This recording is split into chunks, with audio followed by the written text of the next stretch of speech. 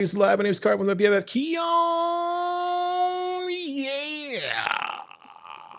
Merry Christmas. Merry Christmas. Wow, it's the holidays. Yeah, thank God. It's right after. I think this is called Boxing Day.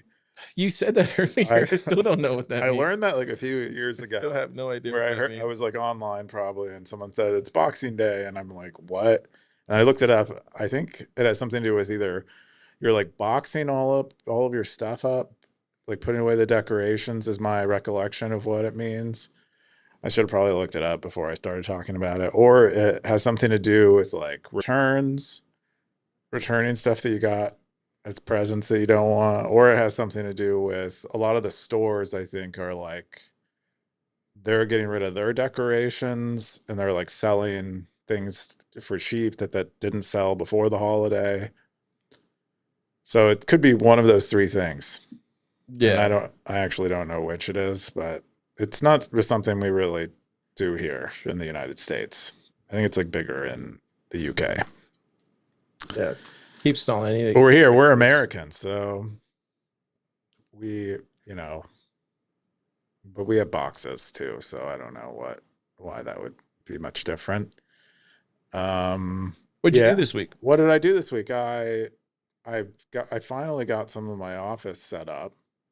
Oh, I saw that. You put the light on. Oh yeah, I hung up the light. I haven't turned it on yet, but that should be on. At the last place I was forbidden from. Whoa, calling him out, buddy. Yeah, that's right. Wow, Mr. Now you're calling him out. The Littlefield family sent me a this is not verbal saying, cease. This is not Car saying this. The Littlefield family at the Littlefield building sent me a verbal cease and desist through various channels and told me I could not light up my Stacker.News sign in the window because it's a historical building. And they're going to clip this and they're going to send it to. I think they just don't like Bitcoin. They're going to send it to the people that. Come at me, Mr. Littlefield. Well, they're not going to send it to them. They're going to send it to people that we know. So it's all good. I don't think anyone's going to send it to anyone. They do. They do. They sure do. It always gets back to me. Yeah, but now I get to keep my sign on all the time and then cause glare in the eyes of people who enter and exit PlebPoet. It was funny though when you did do that, like almost immediately, I won't say, man, I feel like, should I share this story? Yeah, who cares?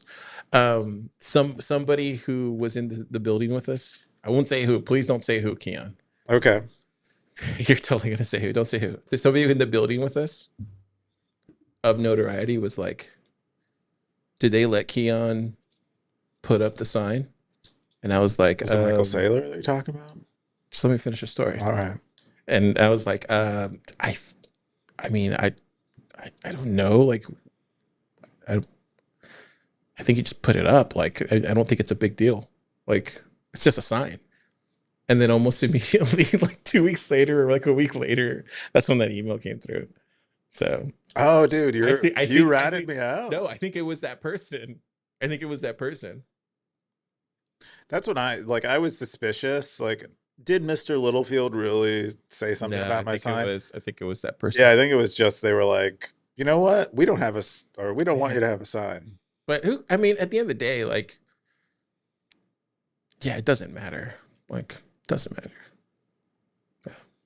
Anyway. Well, I get to have my sign on now, and so eat my no one shorts, no one sees it though. You have to come in to Brazos and then it's a secret sign, bro. There's a secret sign. But it's always on. Hey, the people that go to the Italian restaurant will see it though. There's that. That's right. Yeah. Yeah, they'll be all high on pesto. See my sign. If you've never seen this crazy show before, it's called Stacker.News Live. We cover what is it? Was it the name of the site again? I always forget. 24-hour party club or something. I don't know what it's called. It used to be called the front page of Bitcoin. Strip club on the internet. There you go. Check out the YouTube. We have the last week's most popular clip was Chinese billionaires are having dozens of babies. That was. Did you see what Wumbo made with this clip? Do you see that right there? Yeah.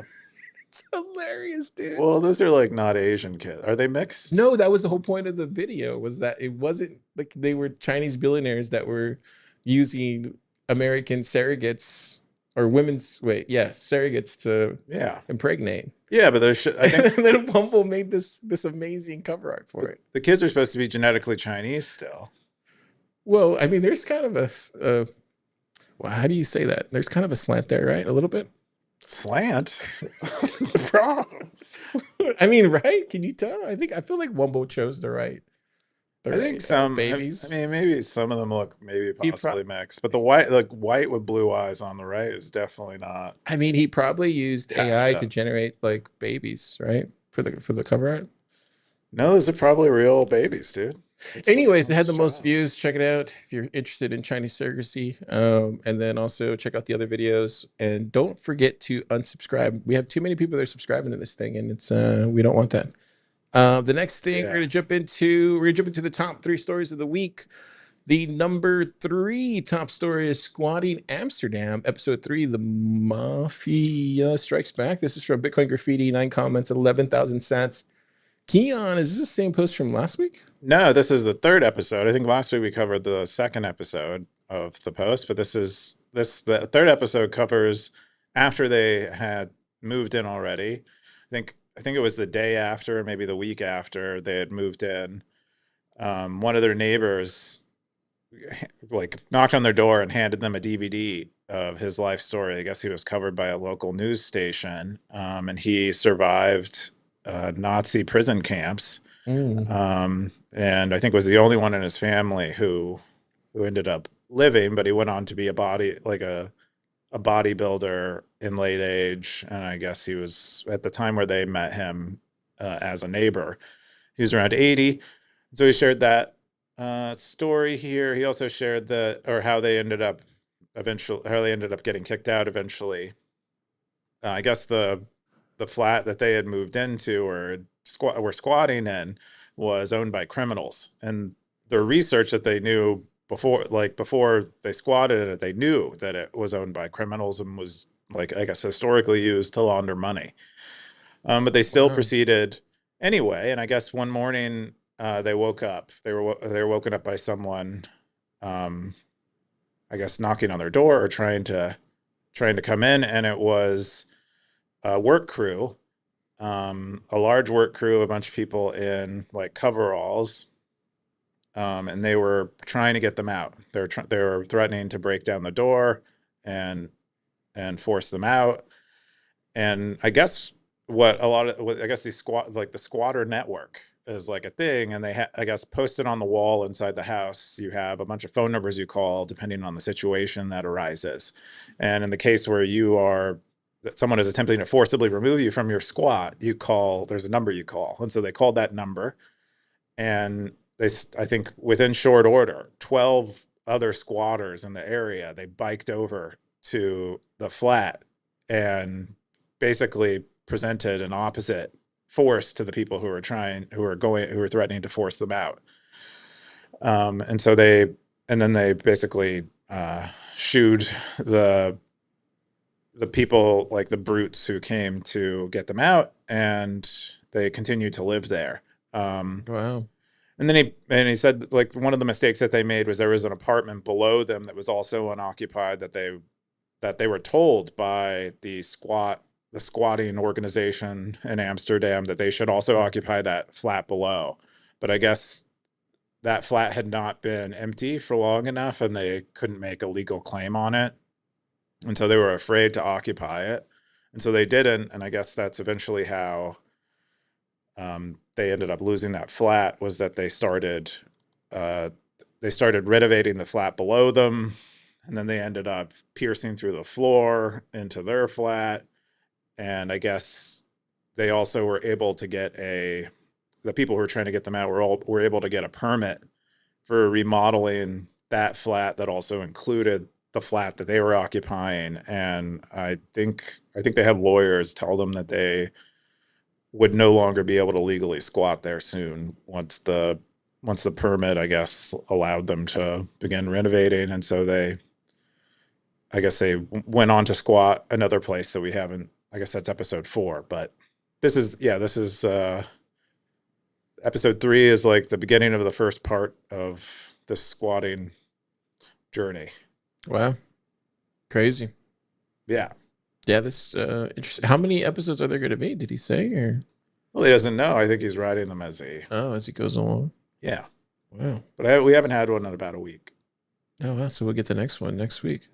Hopefully. So, I'm loving them. so stay tuned. It looks like Tom comment was from Signal 312. He said, thanks for the episode.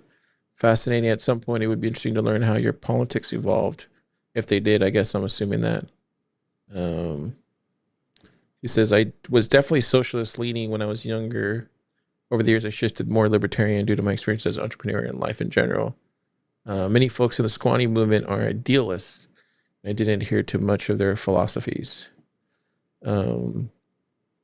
He said, I was a very soft squatter. What does that mean? And clearly a tourist. I think not like ideologically squatting. Like sort of. Interesting. Yeah. More of a hobby, maybe. As a hobby squatter. Yeah. Or, yeah, didn't believe in squatting as like a solution to the world's problems. Was just found it cool, maybe. Yeah. I wonder, do you think Darth Coin is squatting out there in the woods? Do you think that's a form of squatting? I would guess he probably purchased a parcel of land. I would guess that's what he did. Yeah, it would be because he wouldn't be soft squatting. He'd be hard squatting, right? Because he's technically building a whole citadel. Yeah, I would guess that someone owns that land, and I would guess it's not public land. Do people do that with like woods? Like, I think you can, yeah. Because like homeless people do that here in Austin in the woods, basically. They do that in the wood. I've never been out in the woods here to see that, but I know homeless people take up camp in a variety like of behind places. There's a gosh, what's the name of that? Not the Walmart, but there's like a Sam's Club down South Austin, and behind that there's like some woods. There's like a homeless camp, I guess. Oh, yeah. It's kind of like The Village, like the movie The Village, where they just like people don't know what year it is. It's just like it could be the 1800s back there. You just don't know. You think some of these homeless people are like Renaissance people? I mean, in the movie, they were like, there's like this barbed wire. They didn't even know how far. Like the kids didn't know. They were just raised there, Yeah, I think they were told there were like scary things on the outside, and they needed to stay inside. Their parents were a bunch of socialists or whatever, or soft squat. Or no, those were hard squatters, I guess. I don't think those were squatters, though. I think they. Yeah, that's what I'm saying. Like, are they called squatters if they're in the woods? Like, I don't think just being in the woods makes you a squatter. I think squatting is you are occupying property that's owned by someone else and have like a. But the woods don't count. If it's property owned by someone else, it does. In that movie, I think it was owned by the state. I think. I don't think that's squatting if it's public land that you're on. I think it's something else. I don't know. Somebody should look into that. Cool. The number 2 top story this week is introducing Pidgeon, a privacy-first Nostr scheduler. This is from Maffia Lab, December 20th, 26 comments, 20K boost, 2,269 sats. Keyan, what's this? Yeah, Pidgeon looks like a buffer-like tool. If people are familiar with Buffer, you can use it to schedule posts, I think, on X and other platforms. Maybe that's old. I don't know if they do that anymore, but this is like that for Nostr. You get to schedule posts in advance. What's cool is you can also schedule DMs. But yeah, it looks like that is mostly what it's doing, and it's doing it via DVM, which are, what are these? Data vending machines? Data vending machines is, I think, what the name of that spec that allows you to do that, where you can host a service and people can discover it and pay you for using it. And that's most of what there is there. So you can run your own DVM that for Pidgeon that does this for you, or I guess you can use other Pidgeons that other people have, and schedule your posts. It looks pretty nifty. Is it just on Nostr, or is it just for other platforms, or? I think this is specifically for Nostr. Oh, okay, so it's just for Nostr. Yeah. Oh, okay. Yep. Cool. Yeah. Check it out here, pigeon.lol. Then you just log in with Nostr, and then you need a browser extension or a bunker or just YOLO your private key. That seems to be the thing. Or use Froster. And Oh, don't can you use Froster on this? I think they have a remote signer. You can use Froster. Looks like I'm getting a nod. They would have to implement it. For something Froster specific? Yeah, I mean, the library's out there. They could do it, but they would have to build it in. Okay. All right, so right here, ladies and gentlemen, Pidgeon, if you're listening, which you likely are because this got to you. Log in with Froster. You need You need a login right there that says probably before bunker. Ideally, you should put one that says What's the Froster logo? Should you do login with Froster? You know what? Actually, if they support NIP 46, Yeah. you could log in with Froster. Yeah. Okay. And you wouldn't even need to know. Okay, they support NIP 46. Okay, yeah, then you can use it with Froster. Okay. Yeah. Well, you should with login with bunker there, you should be able to. Yeah. So I login guess with it works with Froster, according to what Mr. Froster says over there. Either way, log in with Froster. Sounds pretty cool. Yeah. The next top story, the final top story is distributed charge EV now available for public testing. This is from Andy. December 19th, 100K boost, baby. 11,500 sats. Keyan. Who's Andy? Yeah. So Andy is a man who has been working on providing car charging that you can pay for with Lightning. Wow, that's cool. And I recall Andy posting on Stacker.News about this like back in early Stacker.News days. And it's really cool to watch the evolution, but this is like the latest stage of it where he has it. You can actually go and charge a car by paying with Lightning now. At I think it's a location in Ohio. I forget exactly where he's located or where this is located. But yeah, really cool. There was like a intermediate stage where you had to have something installed in the car, but like part of this latest release is that you don't need something installed in the car, and it uses a kind of a bond system to work now, where you pay up front and it's held in sort of a bond, and then you can come back and pay the exact amount later. Sort of like when you go into a gas station, you give them a 20 and then you got to go back and get your change. It's kind of like that situation now. Auto pay is the version that requires you have something installed in your car, and manual pay is the version I just described. And it's located where? Okay. Oh, Kentucky. Okay. Covington, Kentucky. And yeah, you can go and use it, but really, I think really cool. And I think the whole, why it's called distributed charge is, I think what Andy envisions is that, like relatively ordinary people, not Elon Musk and his superchargers, but relatively ordinary people, they can use distributed charge as like systems and software and stuff to sell their electricity to other people who want to charge their cars. Have a distributed supercharging network, I think it's what I would imagine the vision is for this. Yeah. Which would be really cool. I actually talked to Andy this week. I was telling you about him. Yeah, I just wanted to kind of know how the whole payment flow worked. And yeah, it's exactly like you said. I guess he had tried for, like he had gone through a lot of different iterations. And then he was telling me that he eventually just came to this iteration where you have to pay once and then you pay again once the charge is completely finished. So that was the final outcome that he came to. The other thing that he told me was interesting was that he's looking for, like, to make this part right here isn't too expensive, but it is time. Does take time to do it, and then you have to put it together and all that kind of stuff. But there is one before.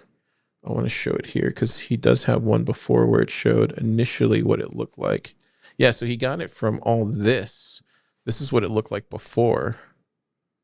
I don't know if you can see that back there, but that's what it looked like before he got it down to that little module, which I think is amazing for him to like make that jump from what, like because I met him in like 22. I think we met him in 22. And for him to make that jump from there to here is pretty phenomenal, man. So I think it's just amazing. His tenacity to keep doing it. And I know he's always at TabConf every year with the bicycle and all that kind of stuff. So yeah, there it goes right there. And from what he was telling me, it works with level 2 chargers. The new one that he has is a level 2 charger. Apparently, I didn't even know there was difference between a level 1 charger and a level 2 charger. And then like some of the other ones, there's like a level 3 charger. That's like the That's higher like the level, the faster it charges. Yeah, that's like the fastest charger. But the level 2 chargers are like the ones that you could theoretically do like in a day, a full charge in like 7 hours or 8 hours, whatever. And then level 1 charger is like the ones you have at home. Okay. But it's fascinating. I think he's definitely onto something. It's really early, but it's really exciting at the same time, right? And like this is a guy who's like, if you like, how would you say? Like if there's a guy, I don't know, for me personally, like I met a lot of people in the Bitcoin space, like a lot of people, a lot of developers too, a lot of founders. And I would say he's like the only one that I've ever met that's trying to wield electricity with lightning. And to me, that's like pretty freaking cool. Like he's like literally he's like Tesla. He's like literally trying to wield electricity. Well, you met Austin, didn't you, from Sonota? Yeah, but like this is for me, this is like a little bit different. Because this is like, you know, when he's doing all this stuff, he could get shocked. You know, like when do you know what I mean? Like he was telling me about the wiring that he does. So like, let me go back. Where is it at here? I think it's here. Like the wiring that he was doing. So this is the other wiring, but it just goes to show that like all this stuff that he had to learn, Keyan, just to get it, because he's not from what he was telling me, he this wasn't like, you know, he works at Lightning Labs, so like this wasn't like his thing, like his. I thought he was an electrical engineer by training. No? Oh, wasn't? I didn't know that. But so for me, I was just to me it's just fascinating to see somebody actually trying to, you know, harness electricity like that and then use it with lightning. It's just really cool.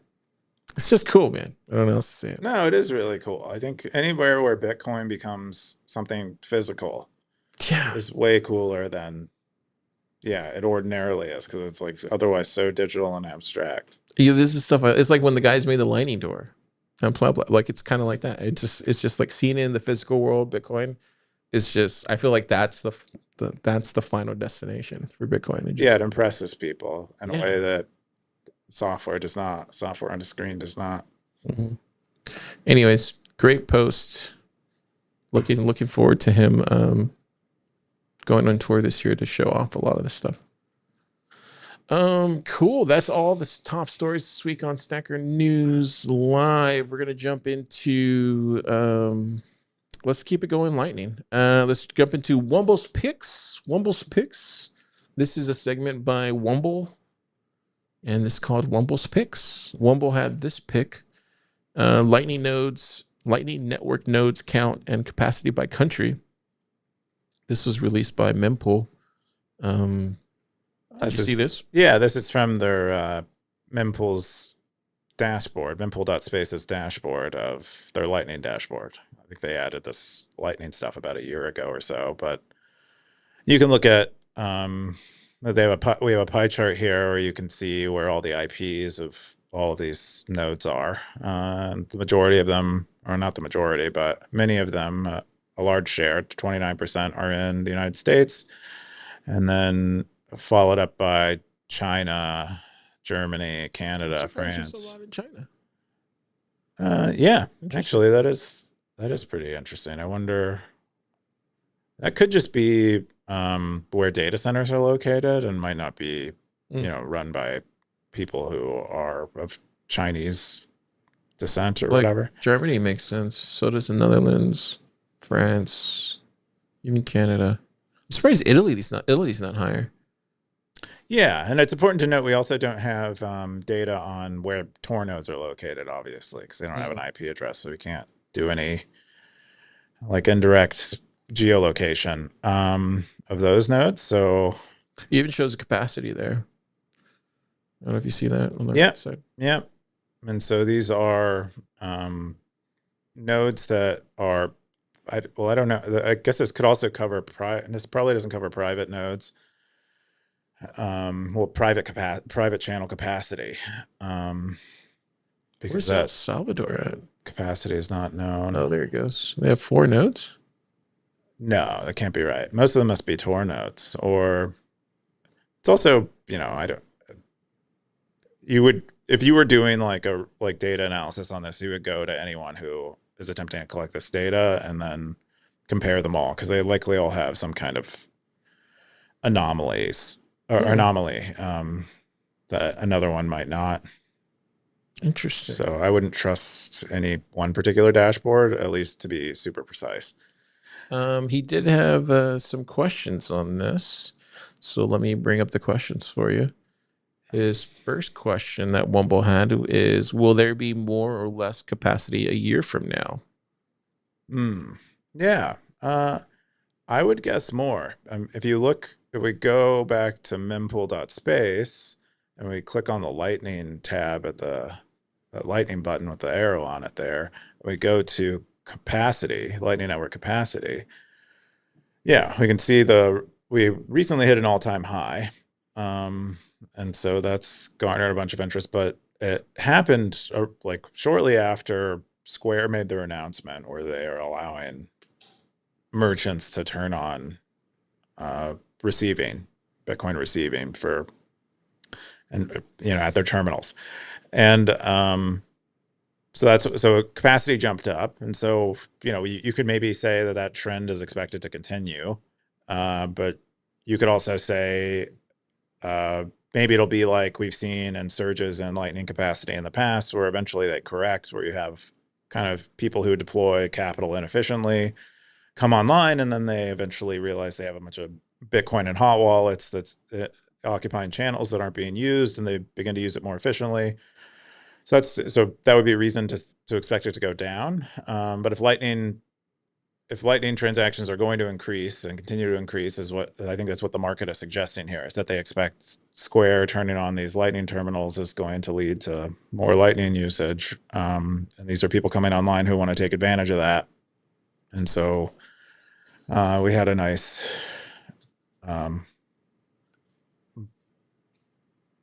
increase there. But I would expect it goes up. That would be my guess. It's just a guess. Another reason it might go down is or it might go up, is that Bitcoin price decreases a lot. And then, because unit of account at Square merchants is denominated in dollars, you would need more Bitcoin to service all of those merchants rather than less. If the exchange rate decreases, yeah, I think that's my guess about. It's interesting that where it goes. It almost follows a lot of things that we're seeing here in the space, as far as like the lightning nodes. As far as, and it would be cool to see like correlation with just in every aspect of yeah, I'm just thinking right now of a lot of things all at once. Huh. Yeah, but it's interesting to note that in this graph we're looking at, the number of channels on the network, the public channels at least, decreased quite a bit over the last few years, but capacity plateaued. So it's almost like node runners were consolidating from, a little bit of Bitcoin in many channels to a lot of Bitcoin in a few channels. Do you think there's just more private channels, or do you think it's just more consolidation happening? I think it's probably a lot of it is consolidation that we're seeing in this chart, I think. And then also I think there's probably more private channels than there are public channels. Yeah, I would think so too. And that might have increased quite a bit. But the other question that he had was, what was the other question, Wumbo? Will there be more or less visible nodes a year from now, or nodes a year from now, or from now? It looks like he's saying more or less visible nodes. Let me go back to here. You would hope there'd be more, but I would guess not I would guess, yeah, I would guess there will be more. I don't know. I don't think it'll go up by a lot. So many nodes I was for looking people. at the River Lightning report from I think a year or two ago, and Lightning usage is something like there's one node runner for every 8 custodial wallet users or something like that. Wait, say that again. There's one node runner. Yeah, there's like one person who's using non-custodial Lightning for every 8 people who is using a custodial wallet. And so even if like Lightning usage 10x, that suggests like if Lightning usage 10x's, then we have it's a relatively modest bump in non-custodial, or the absolute number of nodes that are being run, or non-custodial Lightning users. Yeah. So I would expect though it does go up. I think the sentiment on Lightning it feels like it is extremely bearish and has been for the last few years. And I think that's more a symptom of a lot of things. It's not just. It's mostly fashion. I think Lightning became unfashionable, and no one really talked about it for a long time. And now I think, Hey, how's it going? Yeah, come in. Yeah. How's it going? Hey, how's what's it up? going? My name's Phil. This is Jeremy. We're Bitcoiners. Hi, Phil. Hey, what's going on? We heard there were people here. Yeah. Yeah. Live right now? Yeah, Yeah. we're live right now. Yeah. Yeah. Feel free. I mean, if you want to hang out, feel free to come in. Grab a seat anywhere. You see, that's Austin back there. But we're just recording. Yeah. Sorry to interrupt. No, No, you're you're fine. fine. No, you're fine. Yeah, feel free to grab a seat anywhere. There's some drinks in the fridge and some beers. Yeah. Yeah. Yeah. So what were you saying about the Lightning nodes you were saying? Oh, I was just saying that I don't. Oh no, we were talking about sentiment around Lightning has been kind of bearish. I think it's kind of flipping around. So, maybe that changes how many plebs run nodes. At some point, there was a huge push to have more people running Bitcoin nodes and Lightning nodes. Seems like that has died out, and everyone's just talking about treasury companies. And ETFs. I think what's going to happen, and just for me, like talking to people, I think at some point there's going to be some new sort of device that will be connected to like a BitAxe, and then I think that will get more plebs to run nodes again. And I don't know anything, but I would imagine we're going to see like a BitAxe type of related node of a sort that does both, and I think that will get people to come in personally, because I would buy that in a second. And I think that's what you need to get the plebs to. Why would you buy a node if it's attached to a BitX and not? But I think if you get the price point right, I think you get the price, because there's really no incentive to run a node. Why would there be an incentive to run a node? Because if you have it, you have the lottery mining that's going on with the BitAxe. But you don't need to run a node to do. Well, I mean, like right now we're running that lottery miner over there. That's just like running the BitAxe, right? It's just like running. So to me, that seems like the obvious entry point. If you're trying to just get trying to get more nodes online, is just like figure out a way to do it with the BitAxe. I mean, I get leveraging BitAxe as like marketing and stuff to sell nodes, but I don't think it doesn't seem to make much sense that you need one on the other. I don't know. I feel like that's the entry point, but I could be wrong. We'll see. All right, it could be like chicken and waffles, and I'm like, why would you have both together? And Car's like, I'm gonna start a chicken waffle. Oh, it's not me. I'm just what I've heard. I think it's gonna come to fruition at some point. Anyway, let's jump into let's keep it going. Let's go into more. Let's jump into some more stuff real quick. So ZEUS just launched its version 0.12. I don't know if you saw this from Evan. He just launched this on the 22nd. Big update. He has Nostr Wallet Connect. And then I think this is the really coolest thing right here. Did you see this? With sweep support, you can now sweep funds from an open dime, making ZEUS a great companion and wallet to recommend for when you dish out those wedding and birthday presents. Did you see this part? I did not see that. I think that's really cool. It is cool. And then there's some other stuff, battery saver warning, bug fixes. And yeah, he's just on a roll, man. He's just on a roll. Keep shipping. And then the next one I wanted to bring up was, where is it at? Where is it at? Where is it at? Oh yeah, let's talk about this one. So this was from Danny of Breeze. He shared Roy's Stablecoins Evolution, Not a Revolution. I don't know if you read through this at all. I haven't had a chance yet. So I read through it. It's he basically just kind of talks through why stablecoins have become a thing in the Bitcoin ecosystem and talks about why they are just infrastructure. It's a lot of stuff we already know, we talk about in the lab, and how, it's going to be, I think he said it's like a $1.92 trillion market by 2030. I think that's from Citibank or Citigroup. He then talks about how, there's just so many places around the world that need a stable current, or that need a stable coin to move to hold its value. I think this is all the stuff that we know. You're seeing it in Africa really take off, and in Latin America really take off.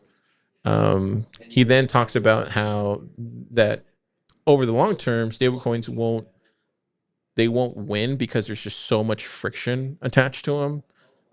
Whether that's whether that's coming from governments or from jurisdictions or regulation or whatever that's going to be. In America, it's different than the EU and vice versa. And then he talks about like what that means for the future of Bitcoin and how he sees it playing out. It's kind of what we were talking about earlier when I was explaining it with like the whole AI thing, and I'm starting to kind of go on this trend now because I'm becoming more open to stablecoins. Because before, I think I was definitely on the other side of the fence, just not with it, wanted them to die. And now I'm actually, after reading through this and being a little bit more pragmatic about it and being more realist about it and realizing that like this is where things are going. They're going to charge like a 2 or 3% fee on this kind of stuff, and Bitcoin's just going to be able to be in-game credits for the internet and continue to be that. And it's only going to be a pain in the ass whenever you have to go from like Bitcoin to a stable coin, because there's probably going to be some sort of fee associated with that and some sort of doxing or AML or KYC. And then it becomes, yeah, like he says here, it's easier to win the race without hurdles. So he thinks overall, potentially, where we can get to a point where people will just opt out of having the AML, the KYC, the friction, the 2%, 3%, whatever that is. And they would just go straight to wanting to receive Bitcoin because, as you know, the tooling will get better, the use cases will get better, it will just get out there, far more easier to implement, APIs, all that sort of thing. So that was a great article. Just want to share it. Do you got any thoughts on Roy and his? I know you didn't read it, but do you have any thoughts about stablecoins in general? Yeah, I think from what I gather from what you said about this, and some of what I skimmed through while you were talking about it, is stablecoins are like a fiat solution to a fiat problem, which is where they are less regulated versions, while still being regulated, less regulated versions of what banks provide. And so they allow people to get access to something like a US dollar in a US bank account without having to have a US bank account. And that has utility because a lot of people want to interact with US services that require US dollars. So I get that. And yeah, and that sounds like the point he's making, and that eventually the utility of that will be exhausted. There are only so many people that want a less regulated bank account, more or less. Yeah, and I think it's like a baby step to something like Bitcoin. It's going to familiarize people with the responsibility required to hold your own money, perhaps, and then maybe Bitcoin can come in and play a role. I think also it gives us time to kind of build everything out, and then it also, I think over time people will just realize just the value of paying for things will just go higher and higher and higher for something like a stable coin, and then the value for sats will continue to go lower and lower and lower, and people will realize that they'll just much prefer to opt in to get a Bitcoin payment instead. And I think that, and then you'll also just see people, like we saw with Cash App, just opt in to allow, you'll see more companies just accept Bitcoin as payment, and more people accept Bitcoin as payment. I think that'll just happen over the long term, especially by the time we get to 2030 or 2035 or whatever. Yeah.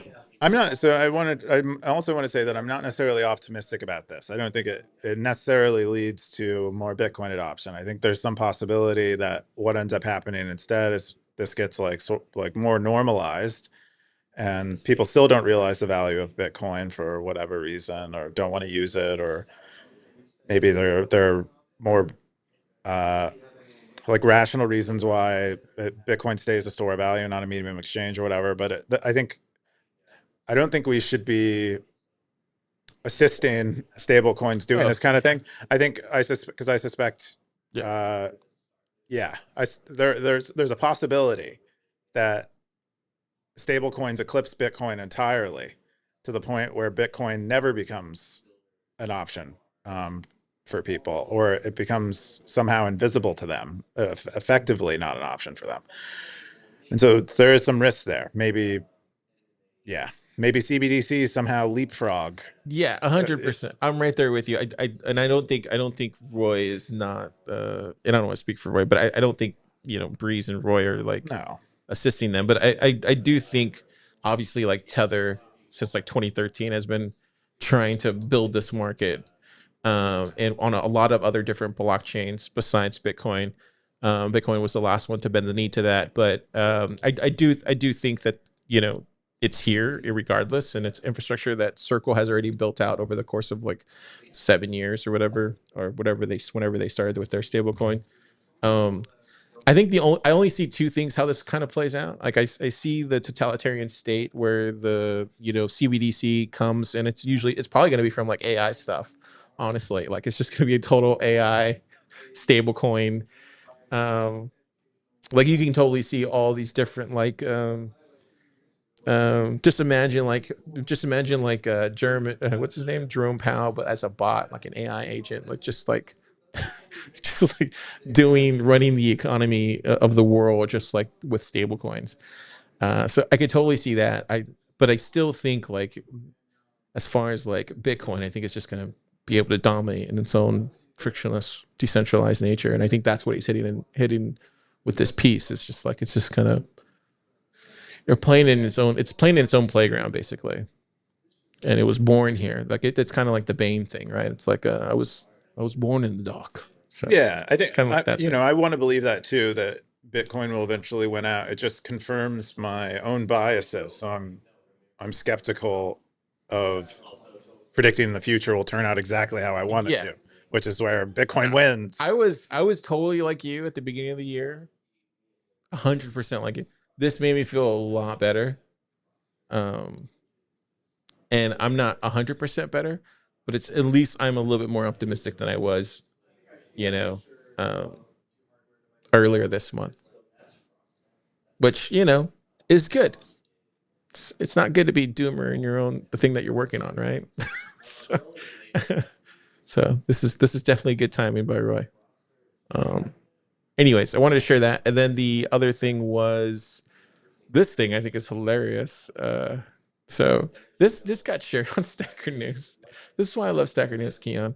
It's because we can go from really highly intellectual stablecoin, fintech, infrastructure stuff, and even talk about squatting and stuff like that. And then we can go to really hilarious things like why cats always land on their feet. So hey, it's me, Destin. Welcome back to Smart this Every guy. Day. So you've probably observed that cats almost always land on their feet. He literally went out his way to figure out why cats land on their feet. For instance, let me reword this. And so I'll mute this so people can do it. But like, why do you think cats always land on their feet, Keyan? I don't know. They have something in their brain that forces them to want to be upright. Wrong. Turns out it's it's a little bit of everything. It's their tail, it's their eyes, their ears, yeah, he goes into it. He even gets like a high res camera, slow-mo camera. I mean, don't try this at home, but this is the like a cat that he has. And so he shows you how the cat will like literally land on its feet every single time.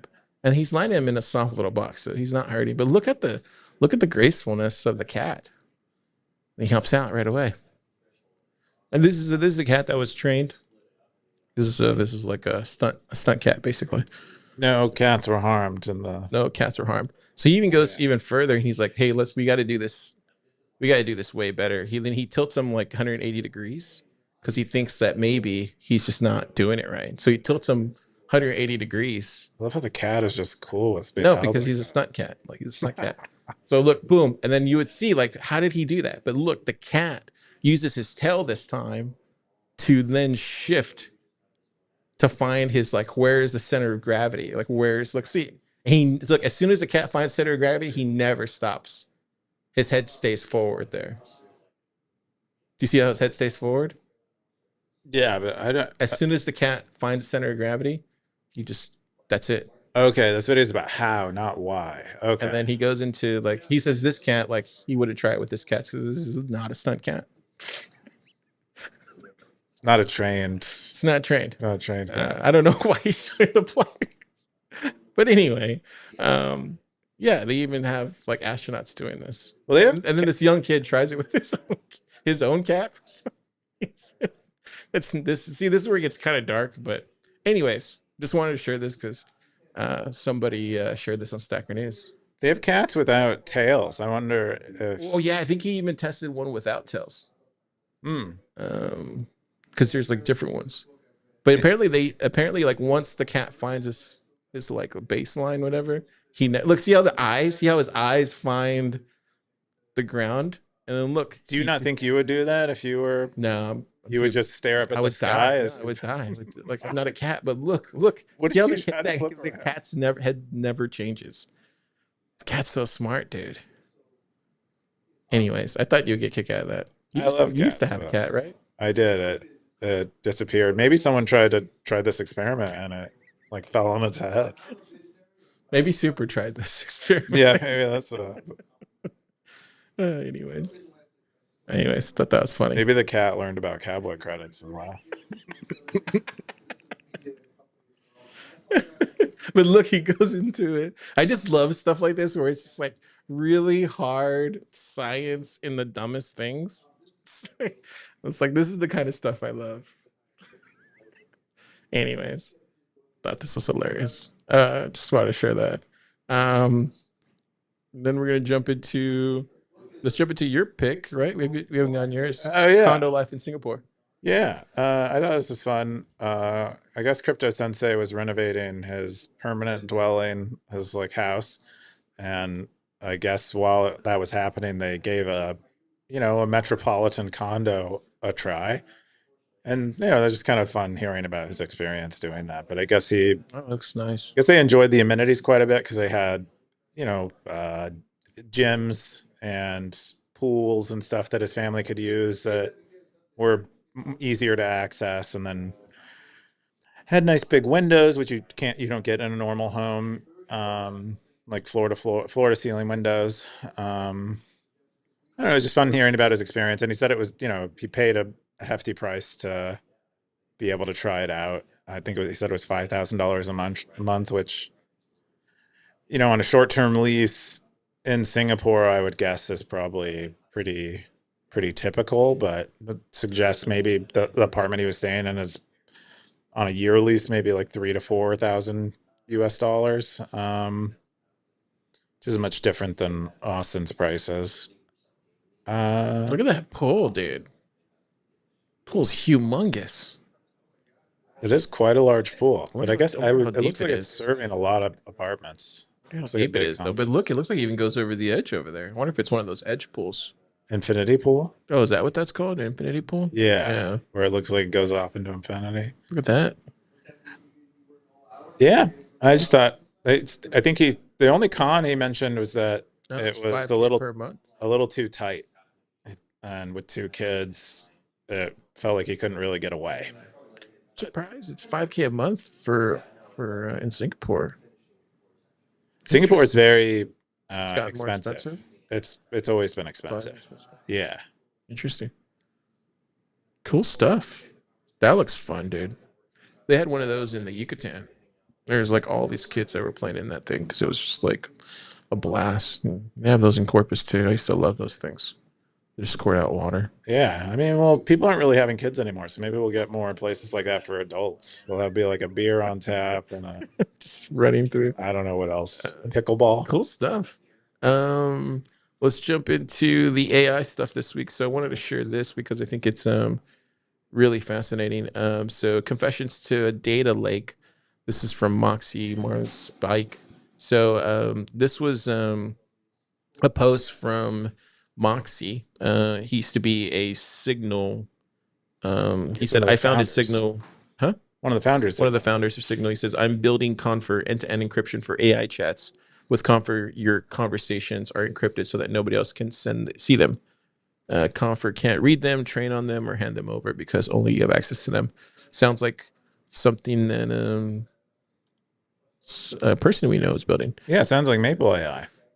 What's interesting about this is down here, right here. He says advertising is coming. What is new is that email and social media are interfaces where mostly post completed thoughts. AI assistants are a medium that invite us to post our uncompleted thoughts. When you work through a problem with an AI assistant, you're not just revealing information, you're revealing how you think, your reasoning patterns, your uncertainties, the things you're curious about, but don't know the gaps in your knowledge, the shape of your mental model. When your advertising comes to AI assistants, they will slowly become oriented around convincing us of something, to buy something, to join something, to identify with something, but they will be armed with total knowledge of your context, your concerns, your hesitations. It will be as if a third party pays your therapist to convince you of something.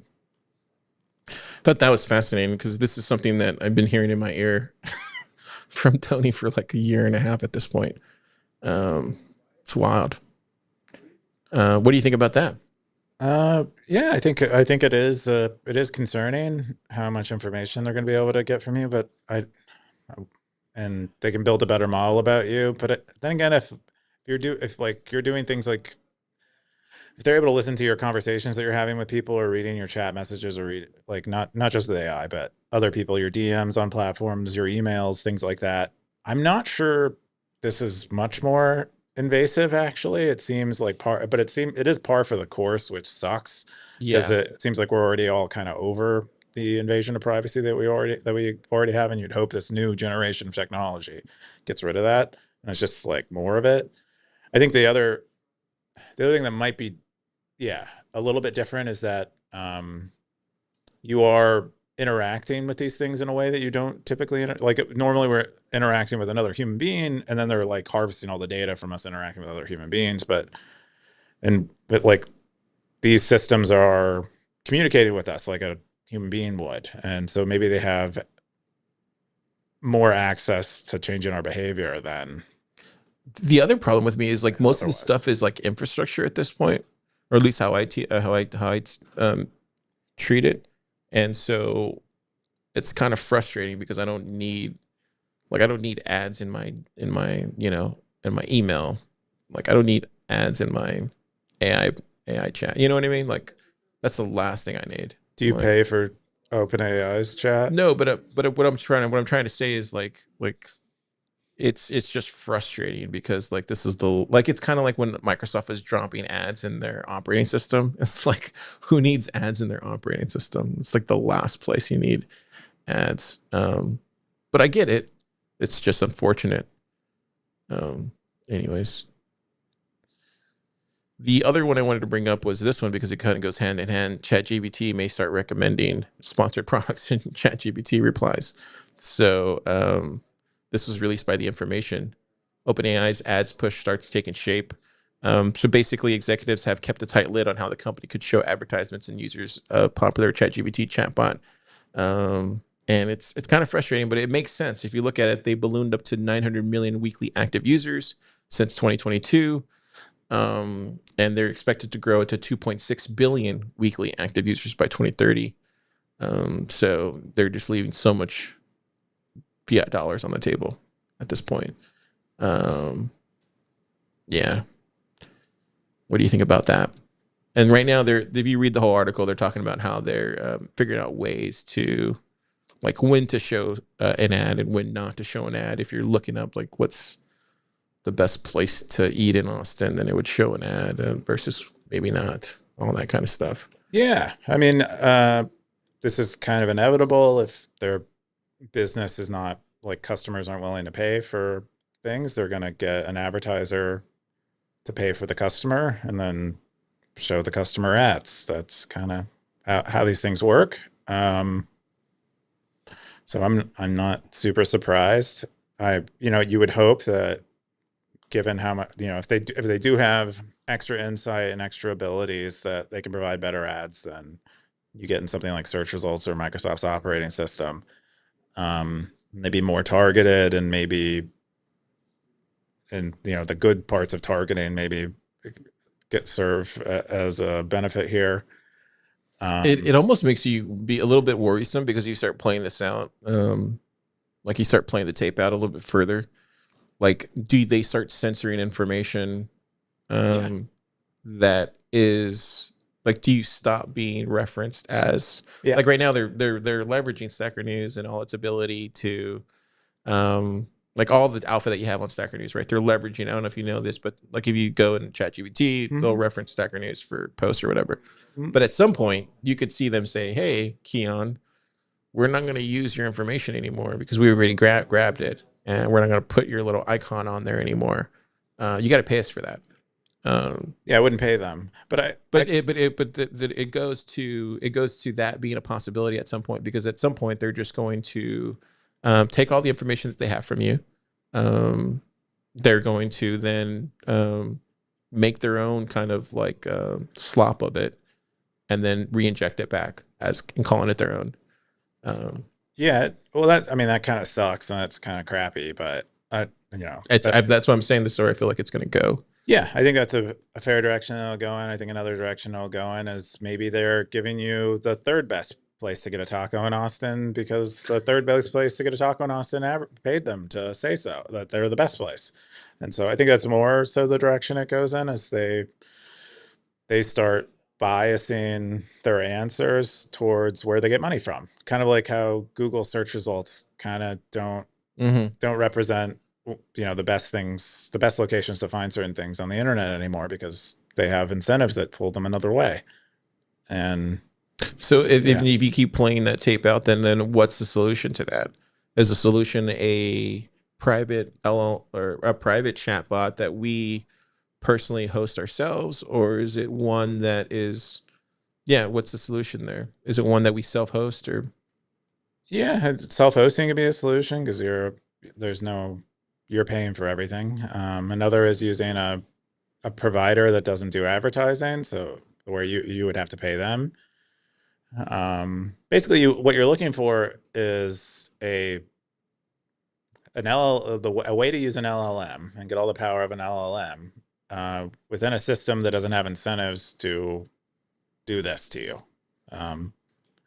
Where because, like, even if OpenAI has the best intentions, at some point they're not going to be able to make any more money until they do some of these gross things. At some point they can't grow that 10% a year because they've already saturated the market. And that's kind of what you saw with Google. They were not evil until they ran out of ways to make money. There's a ceiling. And then eventually they realized if we're a little evil, we can make the report our earnings this year and get the stock price can increase. And then they get more evil and more, and it's just kind of like the incentives lead you in a bad place. So there's the private LLMs are another way, maybe. Although I suspect a lot of those will still have ads in them, but maybe they'll be less targeted and less invasive. Run on the client. It almost seems like only private LLMs and then some sort of open source thing. Yeah. The hope would be a lot of self-hosted stuff. Like, most of your needs can be met with a self-hosted, but you want to talk to Einstein, you go to one of these cloud models. Yeah. All right. Well, that's all the posts I think we got this week, I believe. And we're gonna jump into Meta. You had the No Trust November.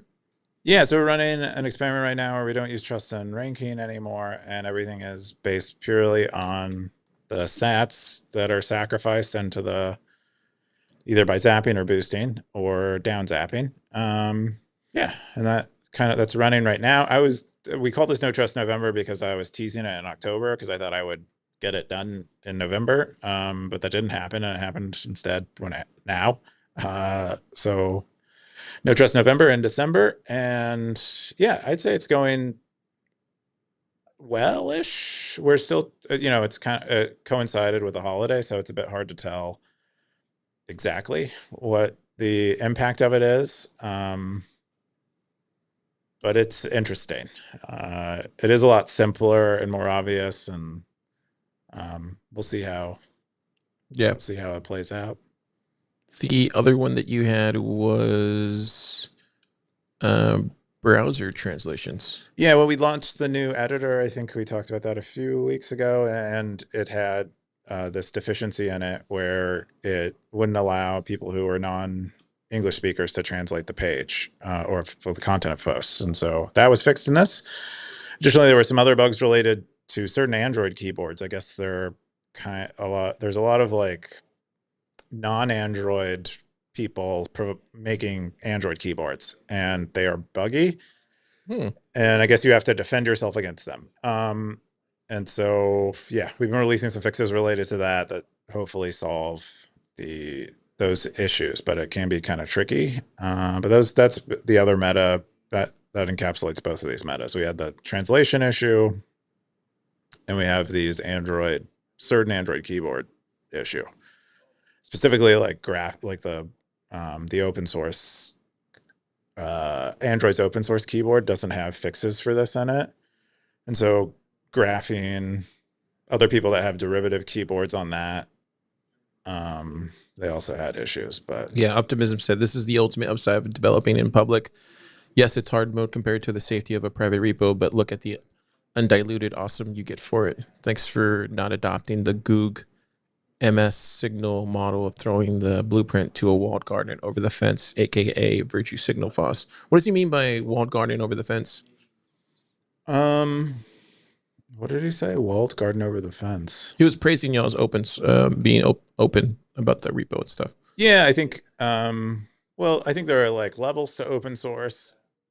You can have a project that's like sort of open source in name, or you can't actually run it and no one can really contribute to it because you don't make an effort to try to get them to. It takes a lot of effort to make something easy to contribute to. So that's like one level. And I guess that's what he would probably mean for Signal. It's like unapproachable as someone who wants to contribute to it. And then you have, Microsoft's and Google's that maybe don't a lot of their stuff isn't open source. So they're just like levels to open sourceness. Oh, interesting. And so and so Ricardo chipped in, like we published that issue, and then I was getting DMs that Ricardo was working really hard on solving this problem, which we had no idea what the cause was until he figured it out. And we actually couldn't find from other people experiencing similar issues, they had no solution for it. Because we're using a fairly popular like core component here from Facebook, and the Facebook engineers are like, we don't know what to do. So they hadn't solved the problem, but Ricardo was like, oh, this is just like a race condition. And like if you have a very powerful phone and you're typing on one of these keyboards, it is not properly guarded against race conditions, and it'll end up sending you a bunch of conflicting events. And so you just have to like silence it. So that's what he did, and he found the solution pretty fast. And so it's just like some dumb thing that it's never been accounted for, or never been documented. Well, it's well known these issues exist, but they just continue because Google doesn't care, because they're not. Most people who are using Google's operating system aren't using these keyboards, and so they don't care. Then you had this one, fixed for Android keyboards. Is the same thing related to that 4 hours ago? Yeah, that was today. We've submitted some of those, or we deployed some of those fixes to those Android keyboards finally. Oh, awesome. Cool. And then people got paid. People got paid sats. Yeah. For their work. So that was we have like levels to bounties on our open source contributions, and that one was urgent and hard, and so that was a 3 million sat bounty on that. Damn. Dang. Pays to work on Stacker.News. And then the other thing I wanted to share was we released the SNL DVD on Christmas Day. You can find it on Fountain, and it's there. Look at us, young, unabashed Bitcoiners in 2021. Goob. Or no, 2022. Goob. But yeah, check it out. It's on Fountain. It's a bonus. Cool. You have to be a subscriber, eh? No, it's free. Oh, okay. It's free. I mean, I dropped it 2 days earlier for our subscribers, but if you're, but every time we do that, we always drop it for free just later. You know? Awesome. Yeah. Yep. It's fun. We watched it. Did they I get share that? No, I didn't share that one. No, you got to get the DVD for that one. That one's too. Yeah, we go hard, bro. There was maybe a half an hour. I was drunk. There was a half an hour of what? I don't even remember. You can't hold me to that. I don't even remember what we were talking. It was like something about like. Oh, we were going dark, bro. Okay. Yeah, you gotta buy the DVD for that because car goes really dark. Coop tries to stop me, but you gotta get the DVD. Oh yeah, I remember that week. It was a hard week. It was a hard week. It was a hard. I was stressed out. I was stressed out. We were moving. Yeah. No F's given that week. Let it rip on that one. But anyways, yeah.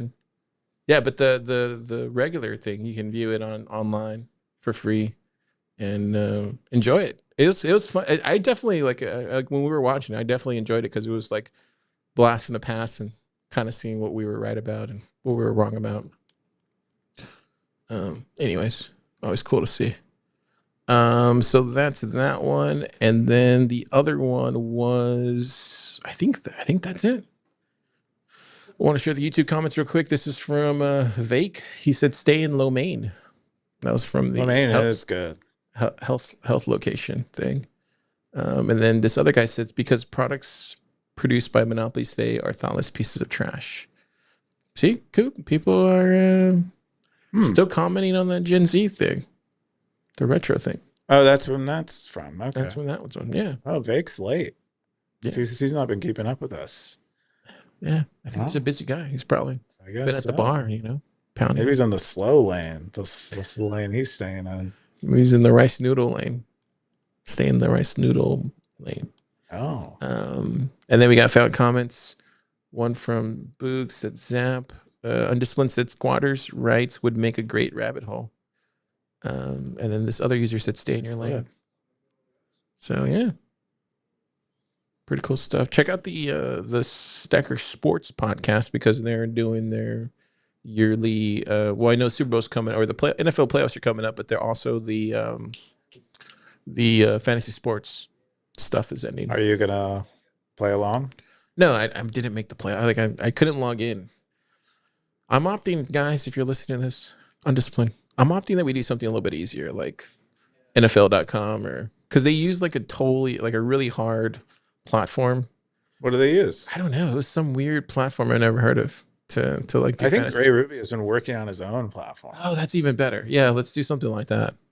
Because it was rough. Oh, it's like a fantasy sports. It was a fantasy sports thing, but it was like weird.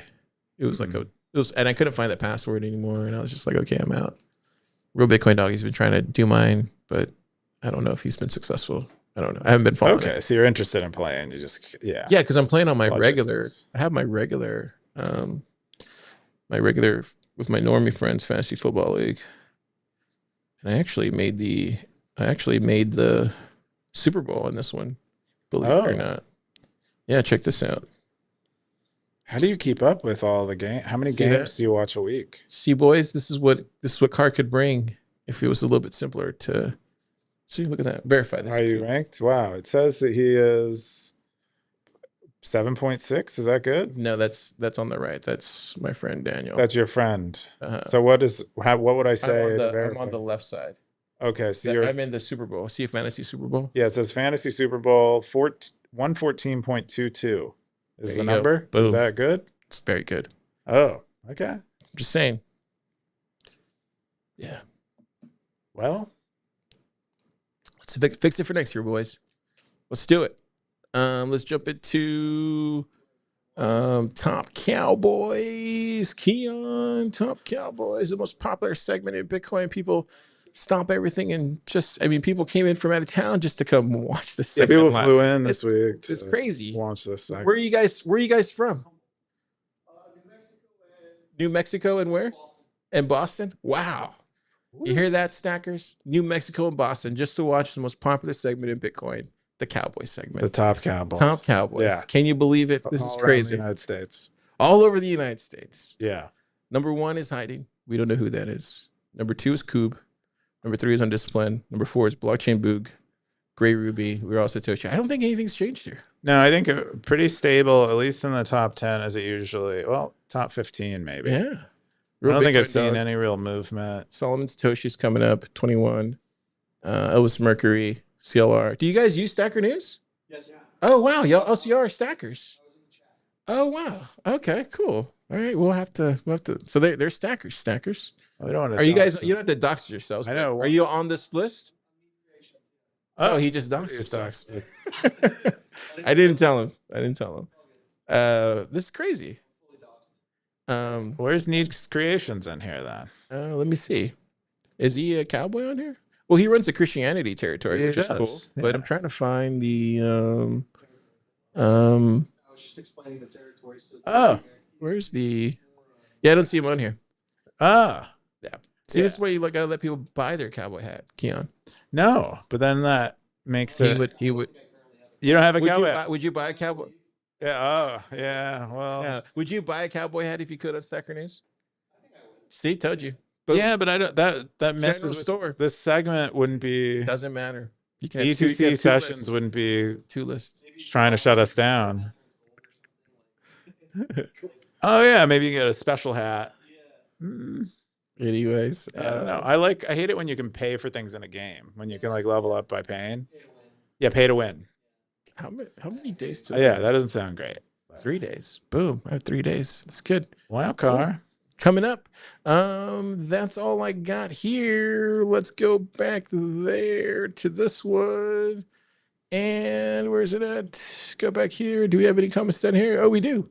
Blockchain Boot said Wumbo's picks. PlebPoet says, I'm late, but I do have a SN Zine post. Whoa, boom. Wow, from the hospital. Is she from the hospital? No, she's sick though. Oh, look, she even made a video. Get your zine here. What does that say? Oh, yeah. Ah, yeah, that's cool. Oh yeah, the fat stack. You can get the fat stack of zines. Oh, is that what that is? Yeah. Oh wow, that's a lot of zines, dude. It's all the zines and little. What is on the outside? It's like a cork thing. She like made the cover herself. Oh wow. Yeah, that's crazy. Yeah, it's pretty swell. Huh? No, we're talking about these zines here. Yeah. Did you guys grab a zine up there? Yeah, Did you see the Stacker? We got some zines, but is it Stacy who makes those? Oh, PlebPoet. Oh, okay. Yeah. I know another one who makes Oh, Satsy's. Yeah. those hers or no? No, that's for PlebPoet. Yeah. Crazy. It was Austin, PlebDev's wife. There we go. Boom. Check it out. The Ultimate Christmas Collection. Get it now while supplies last. Yeah. Well, we could print more. We're basically the Jerome Powell of Stacker.News zines. I think that's everything. PlebPoet is.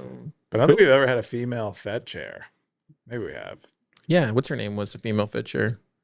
No, she was a treasury. Oh, she was a treasury. That's right. Yeah. Cool. That's all we got this week. Keyan, what are you doing this weekend? Gosh, that's a great question. You know, I always imagine that I might have something fun I'm doing, but then when you ask me, it reminds me that I'm not going to do anything. So I don't have anything I'm going to do. Oh, that sucks. It doesn't really necessarily suck. I enjoy not doing things, so that's probably what I'll do. I'm putting together my top 10 movie list this weekend. Probably I got to watch one more movie, actually 2 more movies this weekend to put it together. And then I got some work to get done, and then I got to win the Super Bowl on my fantasy, and then yeah, I think that's it. But yeah, it's gonna be a fun weekend. Yeah. Looking forward to it. Sounds like you have stuff to do. Tons of stuff to do. I wish I had. What are you guys doing this weekend? Need creations? Honestly, we're pretty open. I know there's like a poker tournament tonight I heard about. Oh. Oh, I didn't hear about that. No. Oh wow. It's like Yeah, we're not cool, so we don't get invited to these things. Oh wow. Oh. incubator that's not affiliated Yeah. with Club Lab, but it's I didn't know this. Oh. Yeah, we're not cool enough. Is it a Bitcoin incubator? yeah. Oh. Well, Yeah. I think they're Web 5 friendly. Which Oh. don't ask me what that means. I don't think anyone I've knows. never heard of them. Person tweeted it once, so it's something. So it's, yeah, popular. Yeah. There you go. Yeah. Okay. Grab some barbecue. Like we. Oh, cool. You guys want to get some food after this? Like, Wow. you let us know where to go. Well, Dang, it's Okay. amazing. Wow. Sounds like they have a lot of cool stuff they're doing. Yeah. Sounds like there's stuff cool. to do in Austin, actually. Yeah. yeah, We'll there's the Bitcoin walk out of San Antonio as well, and Austin. Wow, Like, that's amazing. just out in nature. Oh. Touch That's really grass cool. with other Bitcoiners. All right. Well, Stackers, we're gonna go hang out with some people that stop by. Keyan's probably gonna go back to work, and Yeah. Hi. and That's okay. we'll see you next time. Cool. Zap.